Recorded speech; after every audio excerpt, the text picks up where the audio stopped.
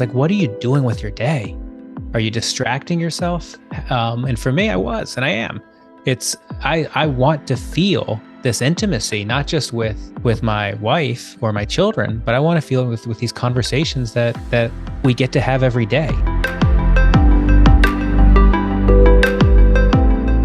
So how do you put myself in a situation where I can have more of these conversations, where I can share and heal myself and help others through this lived experience, and looking at others as an extension of me. If you're in pain, I'm in pain. If I'm in pain, you're in pain. Welcome to the Mindfulness Experience podcast. My name is Keith Fiveson. On this show, I had the pleasure of speaking with Mr. Matt Zemon. Matt is the author of Psychedelics for Everyone, and he's the CEO and co-founder of a company called HAPPYY. It's a mental wellness company that specializes in psychedelic-assisted oral ketamine therapy, along with digital therapeutics that promote life-transforming outcomes. I spoke to him for some time about his book, Psychedelics for Everyone. It's really a great book. It's a beginner's guide to the powerful medicines that really help treat anxiety, depression, addiction, PTSD, and expanding consciousness, of course. The focus of the conversation was not only about his book, but about his transformation and his lifelong journey. I really enjoyed the conversation. Matt's a great guy, so I hope you enjoy the conversation too. Mr. Matt Zemon, welcome.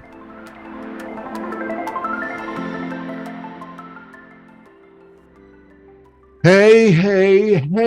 I am here with Matt Zemon. Do I got that right, Matt? Keith, you have it right. Yes. I have it right. Oh my goodness gracious. Matt, you and I have met. We met down in Miami at Wonderland at the conference. I have your book. I am really just so happy to have you on the show. You have a new book called Psychedelics for Everyone, a beginner's guide to these powerful medicines for anxiety, depression, addiction, PTSD, and expanding consciousness. Oh my God, how did you get all that in one book? And why did you write this book, Matt? Tell me. What's Keith, up? I am so appreciative you had me on. It was nice to meet you just a few weeks ago. And I feel like when I look at you, I'm looking at the ghost of Christmas future. It's is it the beard, man? It's all of the above. I'm like, wait a minute. So I need a scarf. I need to grow my beard a little bit longer, and glasses are gonna be okay. Oh, good, man. I love that. That's good. So yeah, I mean, you were vibing. You were really at the conference. I was looking at you. You were vibing. You had a lot of people surrounding you. What's going on with the book, and what made you write the book? Yeah, I mean, so the book, the feedback has been just tremendous. I'm so excited that the book is getting into people's hands and that it's making an impact on them. What went into writing is I had a really profound experience with my first guided psychedelic journey, and it opened my mind to things that I just didn't know existed. That led to kind of a deep dive, going back to school, diving into psychedelic conferences, and then diving into a number of different medicines and teachers, and then wanting to put this into a book where you didn't need a science background to understand it, but that you also could trust that this has been medically reviewed. There's sources cited, and you could people can read it and make up their own minds on whether psychedelics are right for them or someone they loved, or maybe even impact on how they vote. So you say it opened your mind to things that you didn't know existed. What do you mean by that? What I mean, for a lot of folks, they think of psychedelics, they think of like, it's a hallucination, like you're going into some, they see psychedelic art and they kind of go, oh yeah, that's kind of like, that's not for me. I like to be like present with my life. But tell me a little bit, what does that mean to you, and why do you think now is the time in terms of the benefits of psychedelic? Yeah, so I think people find their way to thinking or wanting to potentially explore psychedelics for a number of reasons. Some people, it's a religious quest. They want to have a different understanding of the universe, or what they refer to as God. They want to feel more connected. So that's kind of one path. Others, they have some type of trauma or healing that they want to take place. Still others, it's I want to optimize or be the best version of me I can be. And then others find it for more of just a recreational purpose. For me, it was curiosity. that and it was some trusted friends who said this might be good for you, who I guess saw some opportunities that I might not have been aware of. And I went into my guided psychedelic experience, my first one, with pretty low expectations. I mean, to what you said, I expected I want to see the visuals and the colors, and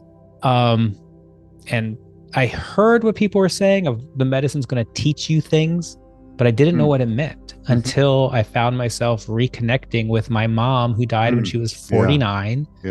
And I was like, wow, I cannot, and it's different than someone telling you. I could feel her, and I could feel the connection between her and me, and I could feel the connection between me and my children, and understanding that there is a part of her that is still here. There's a part of her that I'm carrying forward. There's a part of her that my kids are carrying forward.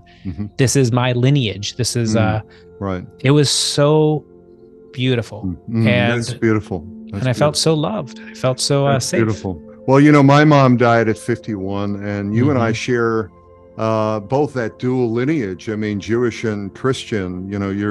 You've got that.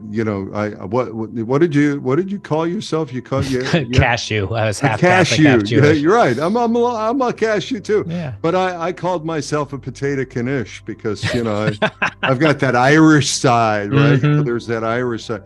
But I think that kind of opens you up. It kind of opens up your consciousness to kind of say, well, who am I and what am I? And tell me a little bit about this connection you had, with mom. And, you've also opened it up to your son, and you've opened it up to, other areas. I mean, you've kind of really dived into this in some respect. I mean, you have a book, and, it's a great book.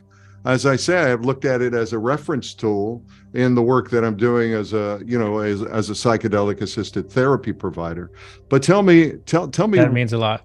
What happened? What happened on this journey that you took, and you were with your mom? Because it was very touching and moving. Can you share some of that? Yeah, I'll share some of that, and then I do want to come back though to the growing up Jewish and Catholic piece. But good. But yeah, I mean, on the journey, I knew.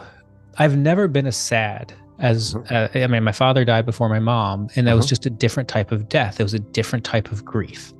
I've never, ever been as sad before or after as that experience of burying my mom.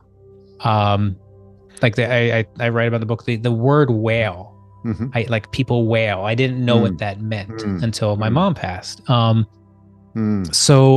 and then I think as either men do, or as entrepreneurs do, or as I do, I tucked it away. I just kind of moved on with life. And during this experience, it became apparent to me that I was living my life afraid of dying, that I was doing a lot of things that were selfish, that were not in the spirit of being connected, that were not in the spirit of that I have eternal lives or multiple lives to live, and that this is all about growing, and it's going to be okay, and that I'm safe. And I also realized that I really didn't feel loved and safe until, but the psychedelic medicine reminded me of what those feelings felt like.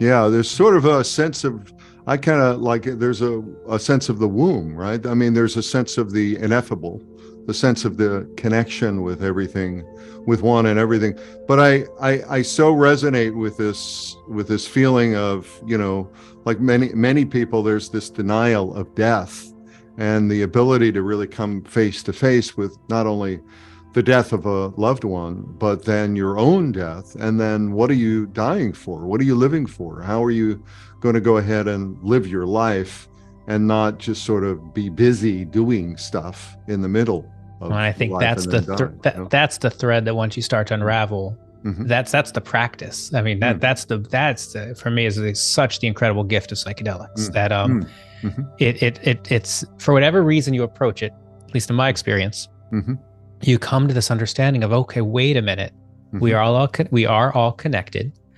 There is this other energy out there that we can tap into. There is love that is universal, that and that we are okay. We are enough right now as we are. We are loved right now as we are. And there's plenty of resources right now as we are. Right. So then it's like, what are you doing with your day? Mm. Why are you doing this? Are you Right. distracting yourself? And for me, I was, and I am. I want to feel this intimacy, not just with my wife or my children, but I want to feel with these conversations that we get to have every day. Right. So how do we put myself in a situation where I can have more of these conversations, where I can share and heal and heal myself and help others through this lived experience, and looking at others as an extension of me. If you're in pain, I'm in pain. If I'm in pain, you're in pain. Right. And that's a beautiful thing. I mean, you really write about this in your 5 personal experiences in your book. You've got like a chapter on processing grief, you've got healing trauma, gaining empathy, reigniting spirituality, and connecting with your child. So when you went through this journey and you really connected in with that side of yourself that you felt like you really needed, you were alone, or you needed to be seen and heard and recognized, that's when you connected in with Mom, huh? Without a doubt. And that's when I realized that I am her moving forward. So I don't have to be sad that she's gone. I can love the time I had with her, and then love the pieces of her that I'm carrying forward. And I'll take it one more step, but I can also look back, which is part of this work. And when I look at my parents, like my father was so dysfunctional. It's so easy to look at him and be like, okay, he was a raging alcoholic. He was a womanizer, super smart, good provider. But sounds like we had the same father. Maybe we did. Wait a minute. Now this looking alike thing is getting a little nervous. Yeah. But just a lot of challenges. So easy to say, okay, he was not my good influence, blah, blah, blah. But through this process, I was also able to look at my mom and say, okay, there are some choices that she made as a parent that I wouldn't make now. And I can, but it was as much love as she was able to give, given her background. And even through, just to make it one more step of complicated, it's easy for me to say I wouldn't make those choices, but I did. And trying to unravel those. These are the habits from both of my parents that I've now adapted or adopted. And now through psychedelic medicine, trying to name those, be aware of those, and eject the ones that aren't working for me and inject the opposite is again part of the practice. That's beautiful. And, I think you've sort of hit right into, or right to the core of sort of how we tick, right? And there are a lot of things that are going on for folks that they're trying to unravel and trying to get all bunched up and get all wrinkled. So what I hear you saying is that in taking the psychedelics, you were able to kind of step away from take your hands off the wheel and step away from the vehicle and see what kind of, vehicle you had and how it was running and how it was made, and you are the vehicle. I mean, and your children are, and you had your son, you actually had your son there with you on one of your journeys, I read. Is that right?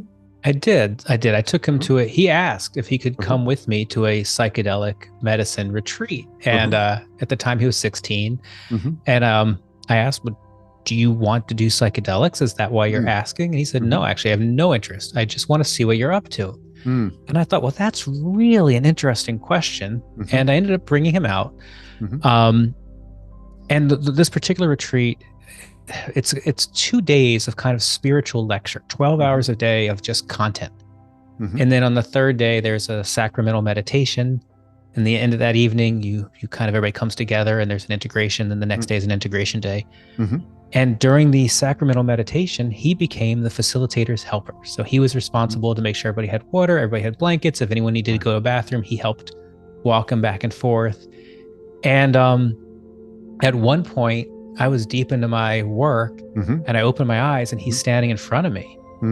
And I was able to just to say to him that, like, no one gives us, and both my parents died when I was young, no one gives us an instruction manual for how to be a parent. And I'm just doing the best that I know how to do. And then I need him to know that if nothing else, I love him very, very much. Beautiful. And we end up hugging and I could feel like the DNA wrapping around us and just holding us like an together. Alex Gray, an Alex Gray painting. Like that. Exactly. It was beautiful. And then just fast forward. So that evening, Mm-hmm.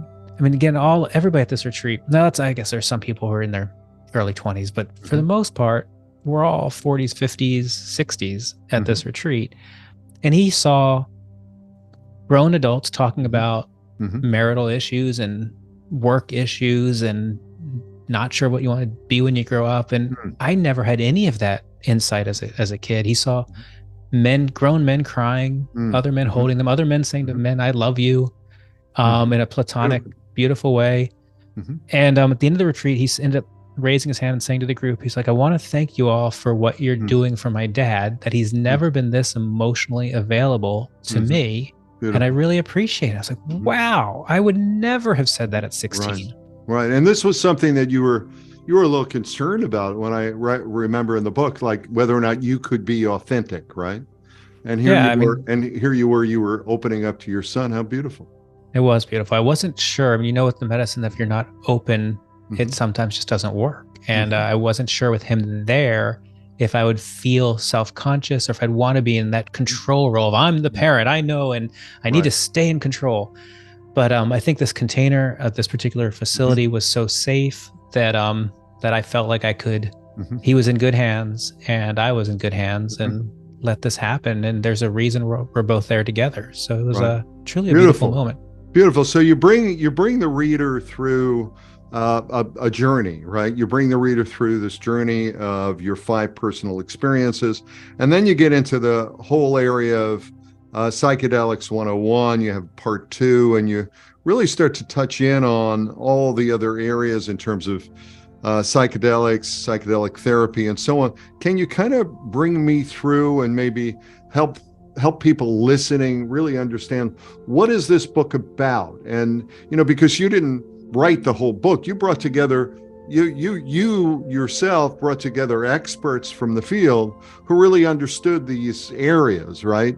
And I really want to take it as well, because this is the mindfulness experience. I really want to take it as well to really understand maybe some of the neuroscience involved in the, because that's a lot of your background, and whether or not all psychedelics work the same way from your viewpoint. There's a lot to unpack here. And why don't we just start on the high level, maybe with just the structure of the book and why you structured it the way you did and what your intentions were there. Happy to do that. So I structured it with the preface, I wrote a preface, but the introduction or forward is written by a gentleman named Dr. Carlos Warder. So Carlos is, Dr. Warder is 75. He's written 22 books, speaks 8 languages. He's an MD, PhD, and he was originally trained in psychedelic medicine in Chile. So he's been working with these psychedelic medicines for 50 years. And he does, I think, a fantastic job of framing the human promise. And regardless of how you get to psychedelic medicine, that the use of this technology as a catalyst for human promise is really beautiful. And it can look like I have a diagnosis of depression, anxiety, eating disorders, OCD, and I want to fix it. It can look like I have a trauma. It can look like I want to optimize. But at the end of the day, it's all about growing. So I think he does a great job of starting the book. I then share 5 personal stories just as a sampling of how, for one person, psychedelic medicine has made a difference in multiple areas. So a sample of 1 of 1. And then I go into a section of just kind of psychedelics 101. Just what is the history? Where did they come from? What was all the research that had been done before the Controlled Substances Act of 1970? What are things to be aware of? And as you think about whether psychedelic medicine may be right for you or someone you loved or for your citizens. And then dove into 8 different of the most common psychedelic medicines, trying to provide a framework of like, what is this medicine? How does it work? What does it feel like? How do you do it? And then what is the research saying for this particular medicine? What's it being used for? Right. And it's great because you're touching on magic mushrooms, psilocybin, ayahuasca, MDMA, LSD, San Pedro peyote, ibogaine, and what else did I miss? DMT and 5-MeO DMT. Yeah. So I mean, you really, and you know, from a reference viewpoint, for someone who's really trying to figure it out, you've really covered the major ones, right? Yeah, I think so. I think these are the most common 8 that people, and ketamine, we forgot ketamine, would find themselves in. So people might find themselves with ketamine because it's legal and they can, and they can get a prescription and they can work with it tomorrow. Right. And then through underground methods or through international methods, they may find their way to any of those other, or through clinical studies, might find their way to any of those other medicines. And then I think people just I didn't know that the FDA had given breakthrough therapy designation to both MDMA and psilocybin. I didn't understand what was happening both here and in Canada with those 2 medicines for veterans and victims of sexual assault and people with treatment-resistant depression and substance use and chronic smokers and alcoholics. I mean, the research is pretty phenomenal. Well, I think you asked a question about how do these medicines work in the in the brain. Yeah, let's get back there. Yeah.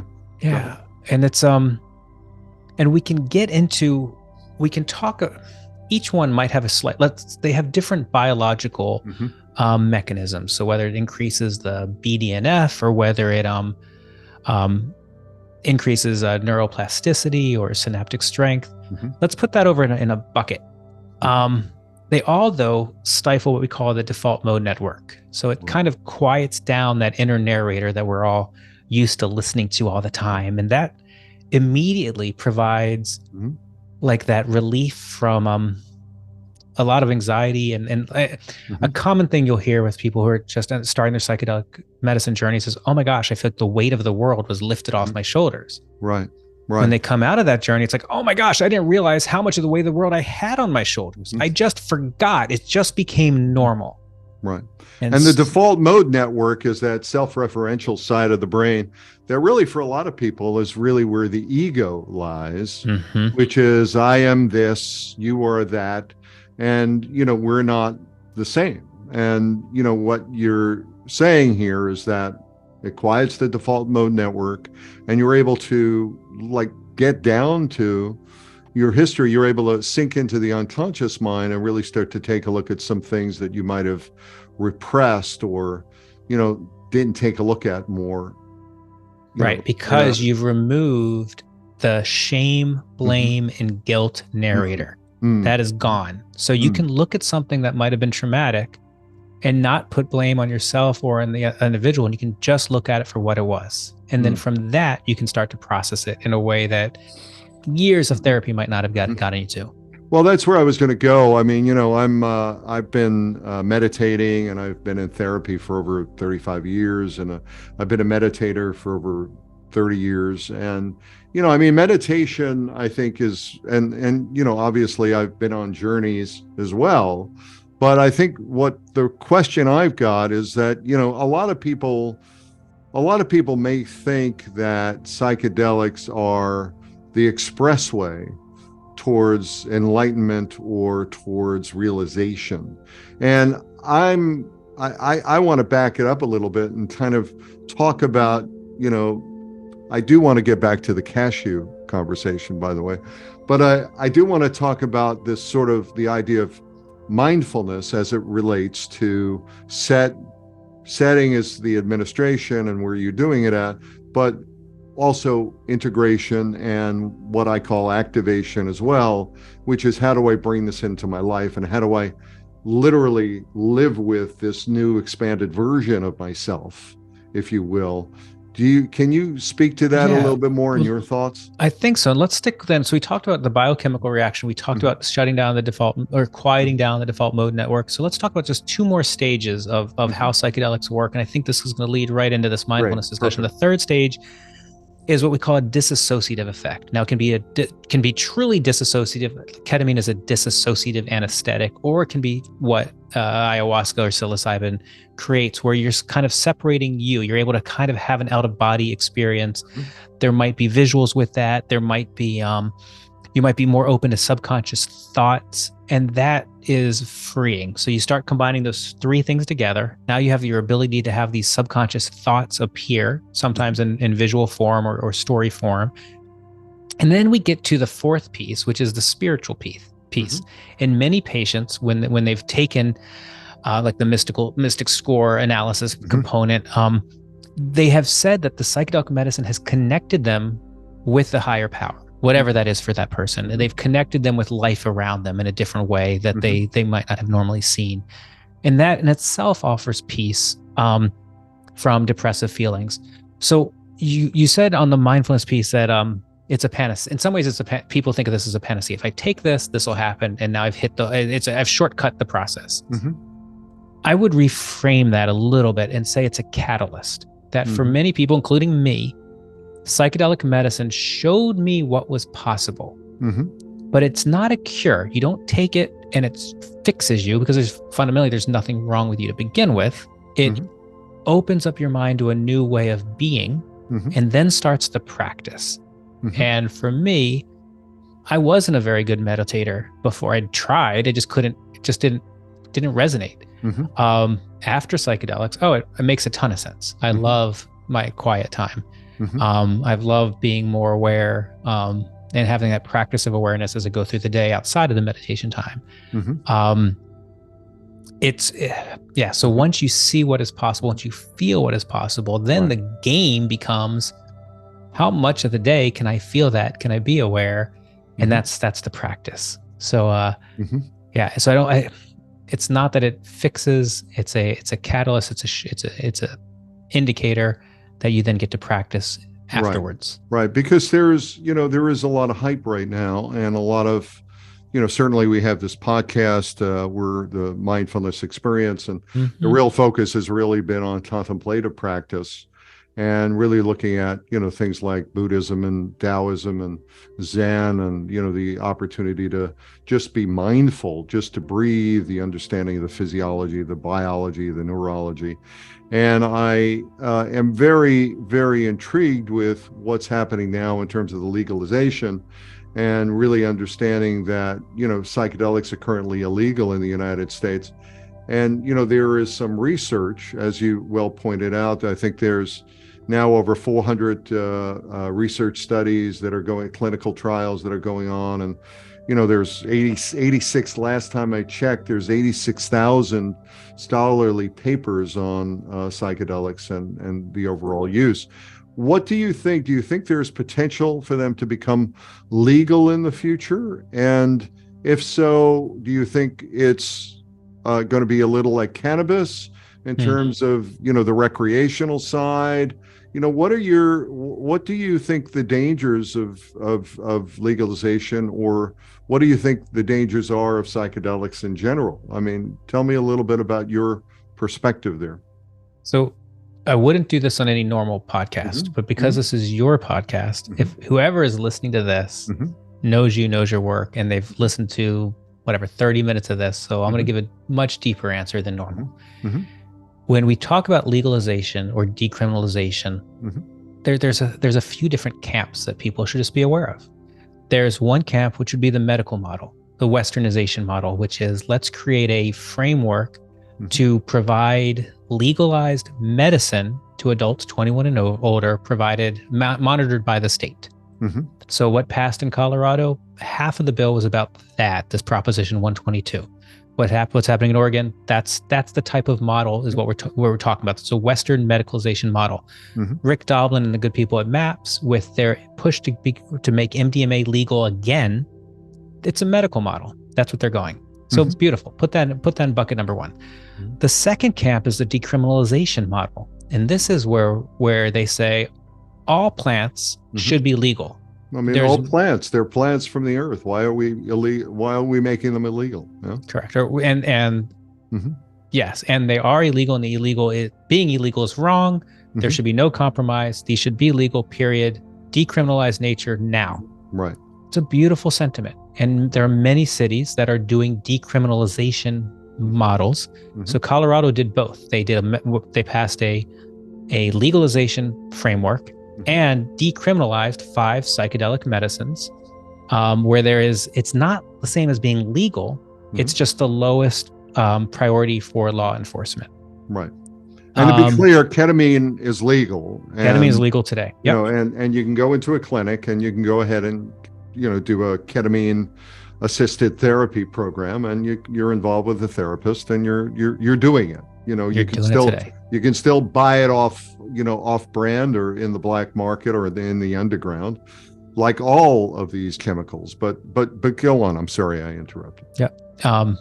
So then, and then the third flavor for your listeners to be aware of is the religious model, which is, I want to use psychedelics as a sacrament, and I would like it to be legal, and I'd like a DEA exemption under the Religious Freedom Act to practice my religion.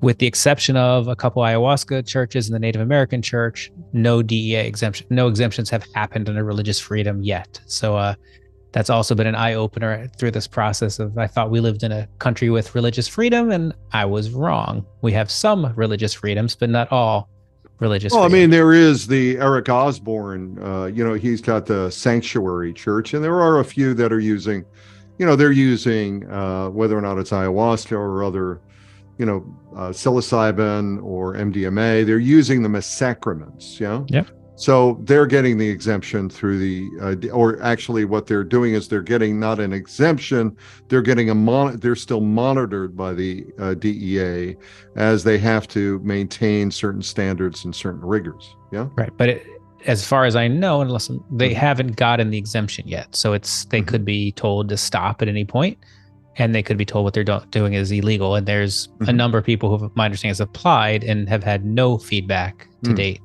from them. Is that right? Okay. Yeah. So the bigger point though is that as we look at these different, you asked what's like, is this going to be legal? Where's it going? So I think it's important that people understand that these groups are all interested in psychedelics getting out to the population, and they don't necessarily agree with each other. In this Colorado example, there were people on the decriminalization nature who fought against the bill because they don't believe the state should have there's just no room for compromise.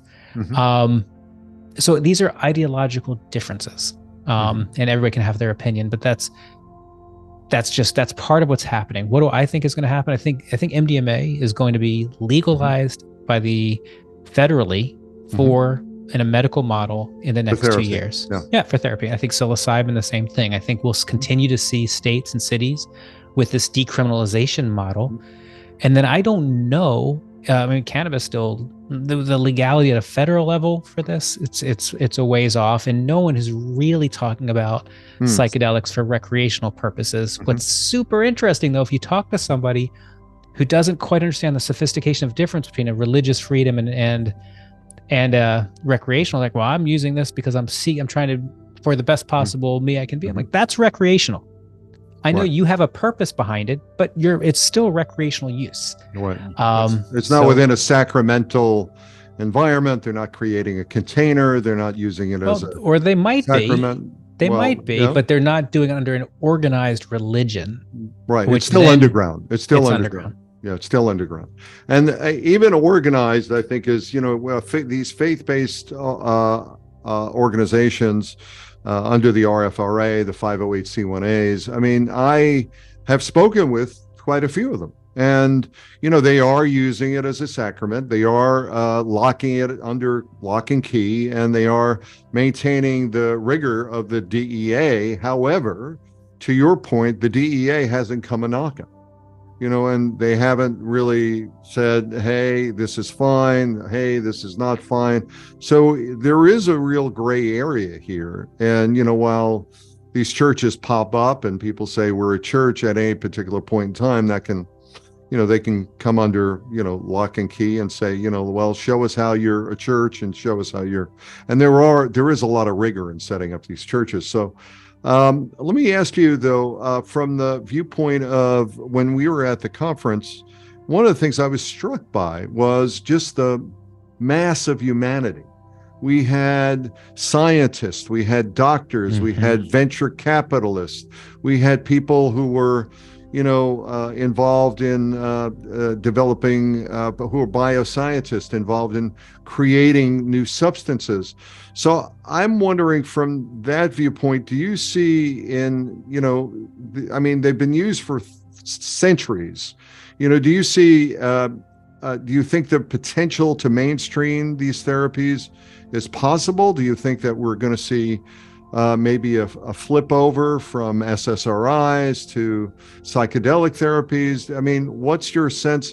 And then how does that landscape change when we start taking a look at pharmaceutical companies who haven't really jumped into the space yet? They are funding a lot of these startups and a lot of these venture, a lot of the VCs are going in there and funding the startups. Where do you think that's going in terms of the money? Because you always follow the money. And supposedly this industry is going to be a $10 billion industry within the next few years. So I think yes to all of it. So I'm breaking that into pieces. I mean, psychedelics have been used as medicines for at least hundreds, if not thousands of years.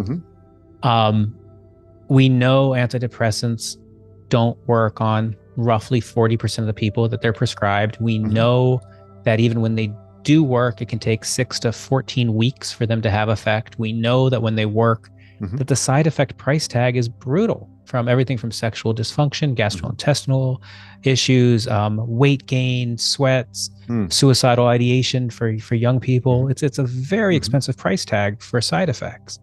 And with these psychedelic medicines, none of those exist. They are by all measures safer. They are all measures more tolerable. The research that we have shows that they're more effective, and they show that they're faster. So do I think there are going to be people who have been on antidepressants who somehow switch over? Yes. Do I think there are people who should be on antidepressants and now find their way to this, and this works better? Absolutely. And I think it's just a matter of time. So if we put our industry hats on in the 3D world that we live, absolutely, there's going to be training companies, there's going to be distribution companies, whether they're clinics, whether they're mail or telehealth. There's going to be drug development companies that might be just perfecting a single strain of a specific medicine and how it's delivered in a specific dose form with packaging. All of that's going to happen.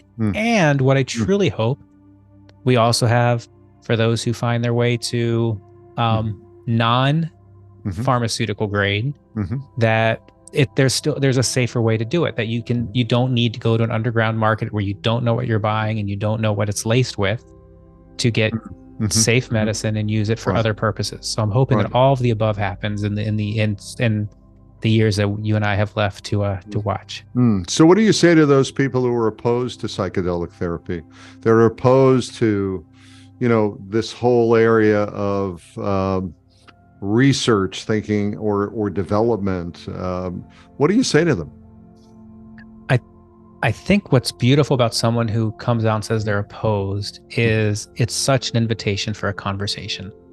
I haven't met anyone who's opposed who really is educated on what psychedelic medicine does. They're like I was.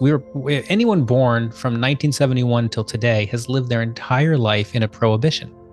So we've been fed from our government, from our media, from the combination of media, academics, and law enforcement, over and over. Drugs are bad. Just say no. It's going to fry your brain. There's no medical purposes, over and over. So we are fighting against 50 years of programming in these discussions. So when people are opposed to psychedelics, my instinct is great.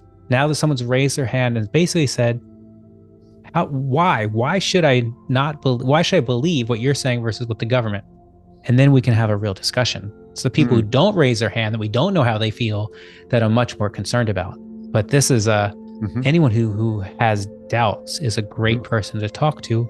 We talk about 309 academic institutions right now are studying psychedelics. We talked about 89,000 papers. Right. It's overwhelming evidence, and it's bipartisan support. As soon as you start talking to them about, you realize that veterans with treatment-resistant post-traumatic stress disorder, 3 sessions with MDMA, and 67% no longer have PTSD. And they go, what? 60? That can't be true.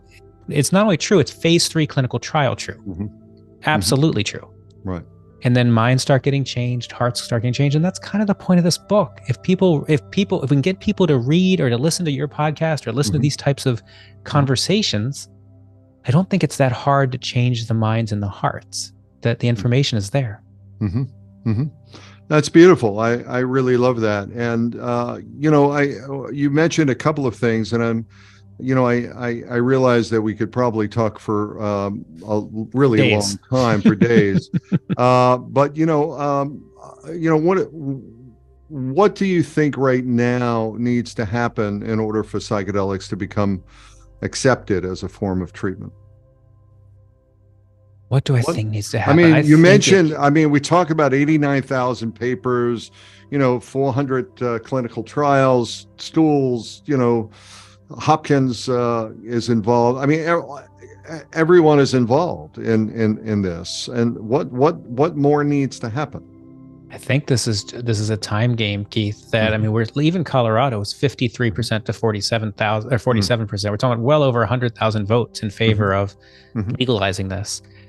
As these ballot initiatives come up and Mm-hmm. people start looking at the facts, it's just hard to argue. As dysfunctional as our government can be, this is something that's getting support on both sides of the aisle. Mm-hmm. So I think everybody keep doing what you're doing. If you're fighting for the legalization for a medical model, great. Mm-hmm. All the power to you. How can I help? If you're on the decrim nature side and you want to decriminalize these medicines and you believe that's the best path to forward, great. How can I help? If you're on the publishing side or the academic side and you're Mm-hmm. just trying to get the information out there, fantastic. How can I help? But as different audiences find their way to information, again, this is why did I do a book? Why am I doing all these podcasts and radio and television? Mm-hmm. It's all of everybody I speak with has a different audience. And I don't need to speak with anyone in the psychedelic space. They're already on this. I need to speak with the depression space, the anxiety space, the OCD, the eating disorders, the smoking or weight loss, mindfulness, people who don't know. And more of us can keep doing this work and normalizing our experiences. We are productive people of society that have had different types of challenges in our lives, and here's how psychedelic medicine has impacted us. So I want to read something, then I want to ask you one final question as we start to wrap up here. Sure. So there's in the preface of your book, part one, you have a quote here, and I'd like to read it. It says, "I understood that our entire universe is contained in the mind and the spirit. We may choose not to find access to it. We may even deny its existence. But it is indeed there inside us, and there are chemicals that can catalyze its availability." Alexander Shulgin. I love that quote. Right. So beautiful quote. I want to ask you a closing question here, and maybe it's a lead in from the quote. What do you hope readers will take away from the book? I hope that readers take away that these medicines work for a variety of people for a variety of reasons. And one reason isn't any better than any other reason. It's just but it's all okay. That these medicines are studied, they are safe, they are effective, and they should be available. And for those that are reading it because they're curious for themselves, yeah, I hope it gives them the confidence to go out and find their way to whatever medicine is calling them. And for those that are looking for answers because they have loved ones who are struggling with treatment-resistant PTSD or depression or anxiety or any of these other illnesses, help them find the way. Help them get this information. Help them see that there's an alternative that their doctors might not have told them about. And help. And I hope finally that as they read this, this isn't fringe. This isn't just some quacks talking about, oh, this is going to work. This is tens of thousands of academic papers. Hard science. And it's just we're fighting against 50 years of programming, and all of that's fine. It's all fine. But this is where we are today. We haven't had a change. We haven't had a substantial change in mental health treatment since the invention of the antidepressant more than 50 years ago. It is time, and this technology is here. It's here right now. So why are we letting people suffer? Why are we letting people stay in pain when we can help? So the mindfulness experience, you don't have to sit and meditate for 30 years. You can certainly come to a point where you can relax the default mode network, start to deal with a lot of your traumas, come face to face with yourself in your own life and your own death in some case, to really wake up to a better life and a better you. So your hope and wish for the book, I think, is wonderful. I really want to tell people that the book is available. It's available in on all the platforms, from what I could see, Amazon as well as a lot of other platforms. We haven't really gotten into the cashew though, Matt. I don't mean many other cashews around, but I think that's maybe a subject that we can bring offline. Well, no, let's end with just a quick quick dive, quick, because I know we both have timing here. Beautiful, yeah. So for me, my father was Jewish, and I was very close with my grandmother, who just couldn't understand how my father married a Catholic woman, couldn't understand that as a goyim. They were the chosen people, all that type of positioning. And then on my mom's side, it was a Midwestern farm family, so very Catholic. And they couldn't understand. I don't know if they even would say they ever met a Jewish person before my father. So I was kind of when my parents got divorced, I was kind of the religious football between the two camps as a way to be passive aggressive against the other. On the Catholic side, and I had the same situation. On the Catholic side, you're the religion of the father. On the Jewish side, you're the religion of the mother. So you're really neither. Correct. You kind of fall within the cracks, right? You definitely do. And then on the Catholic side, it's he who has the Son of God has life. He does not. So grandma's not going to heaven on that side, and vice versa. So I didn't like either, and it really gave me a distaste for religion. What I've now come to appreciate here 50 years later is I needed that experience so that I could understand the Jewish tradition. We celebrated both growing up, and I could understand Catholicism and Christianity, and that and I could understand the stories and the importance that people carry, and how that may tie into what is revealed to them in their psychedelic medicine journey. So I'm grateful for all of it. But it was hard as a kid. It was hard as a kid to have my Jewish friends be like, you know what they call a person with a Catholic mother and a Jewish father? A wannabe. Like I felt not accepted. I felt not accepted in either side. I love that. I love that term. I didn't hear that term before. I read it in your book, and I have the same situation. And of course, I studied not only, I actually got bar mitzvahed, but then I became an interfaith minister. So I am a Judeo-Christian, Buddhist, Taoist, Hindu. And then I really believe that God is way too big for any faith, and that the medicines really teach you that you are your own divine nature inside. So I think it's beautiful that we've met up, Matt. I think it's beautiful that you have this book. I want to thank you for coming on to the podcast. How do people get a hold of you if they want to get a hold of you?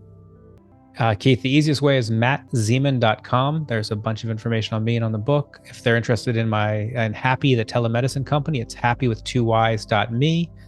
And then I'm active on LinkedIn and on Instagram, but all those links are on my mattzemon.com site. So feel free to reach out. I'm here to help. Don't be shy. Beautiful. Thank you, Matt. I really, really appreciate your time, and I appreciate you doing this book. I'm going to continue using it as a great reference tool, and good luck with everything. I know you got a lot of other things going on, so thank you. Keith, the same to you. You're having really important conversations. I've known a number of your guests that you've had on, and I'm excited. I'm very appreciative of the way you are getting the message out to the public. So thank you.